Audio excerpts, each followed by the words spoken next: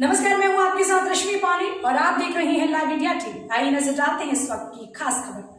Sandalpur block की एक ग्राम पंचायत में मतगणना के दौरान प्रत्याशी ने धांधली का आरोप लगाते हुए जिलाधिकारी को पत्र लिखकर दोबारा रिकाउंटिंग की मांग की है। आपको बता दें कि यूपी के मुख्यमंत्री योगी आदित्यनाथ ने कहा था कि यूपी पंचायत के चुनाव निष्पक्षता से होंगे, पर वहीं कानपुर देहात के संदलपुर ब्लॉक के रणधीरपुर ग्राम पंचायत इमली चुनाव चिन्ह से खड़े हुए कुलदीप सिंह ने विपक्ष महेंद्र नाथ मिश्रा पर काउंटिंग के दौरान अधिकारियों की साठगांठ से कम वोट की गिनती में विपक्षी को जिताने का आरोप लगाया है। कुलदीप सिंह उर्फ निक्की ने बताया कि महेंद्र नाथ मिश्रा, जो कि प्रधान प्रत्याशी के पद पर ग्राम पंचायत से कैमरा चुनाव चिन्ह पर चुनाव लड़ रहे थे। आरोप है कि महेंद्र मिश्रा के लड़के ऋषि मिश्रा की ड्यूटी उसी मतगणना में लगी थी जिसमें काउंटिंग चल रही थी। नियमानुसार ग्राम पंचायत की काउंटिंग होने पर अनाउंस किया जाता है और समय भी बताया जाता है, बल्कि ऐसा नहीं किया गया। वोटों की गिनती बिना बताए सुबह 3 बजे ही शुरू कर दी गई। इस बात की जब जानकारी हुई तो हमने वहां पर मौजूद अधिकारियों से शिकायत भी की, पर सांठगांठ के चलते किसी ने नहीं सुना। पूरे ग्राम पंचायत में कुल 1137 वोट डाले गए। गिनती सिर्फ 1131 वोट की गई। कुल 4 वोट से हार जीत कर दी गई, जबकि पूरे 1137 वोट की गिनती नहीं की गई। प्रत्याशी कुलदीप सिंह ने जिलाधिकारी को पत्र लिखकर दोबारा मतगणना की मांग करते हुए धांधली का आरोप लगाया है। अब देखना होगा कि निष्पक्षता की बात करने वाले जिलाधिकारी इस मामले में क्या फैसला लेते हैं। ये बड़ा सवाल है। कुलदीप सिंह किस गांव से ग्राम प्रधान के लिए खड़े थे? ग्राम पंचायत रणधीरपुर। क्या ऐसी क्या बातें हुई आपके साथ वहां पे जो गांव में आज कुछ लोग विरोध कर रहे हैं?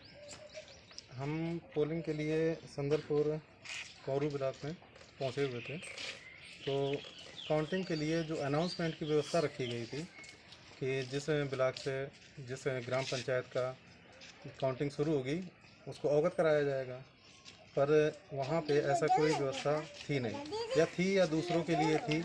हमारी ग्राम पंचायत का अनाउंसमेंट नहीं कराया गया। इस बात को आपने अपनी बात रखी थी वहाँ पे? हाँ।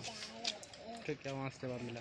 और जब हमें ज़्यादा से ज़्यादा जानकारी एकत्रित करने की कोशिश की तो हमारे ग्राम पंचायत का जो समय दिया गया था वो सुबह 10 बजे का और 11 बजे का था, और जब बाद में पता चला तो हमारी ग्राम पंचायत का नाम हटा के सबसे लास्ट में कर दिया गया, उसको रात में ले गए।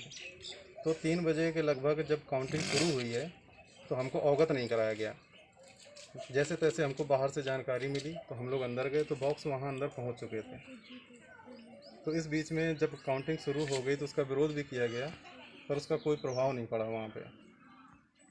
और जो हमारे विपक्षी प्रत्याशी थे महेंद्र नाथ मिश्रा, उनके पुत्र ऋषि मिश्रा वहाँ ऑलरेडी ड्यूटी पे थे, तो उनको भी विरोध पे कहा गया कि आप इनको बाहर करें, पर उन्होंने बराबर अपना हस्तक्षेप जारी रखा। तो ये चीज़ें थीं जिसके लिए हम विरोध कर रहे थे बराबर। यानी जिनकी ड्यूटी लगी थी वो प्रत्याशी के पुत्र थे? हाँ, प्रत्याशी पुत्र थे वो ऋषि मिश्रा।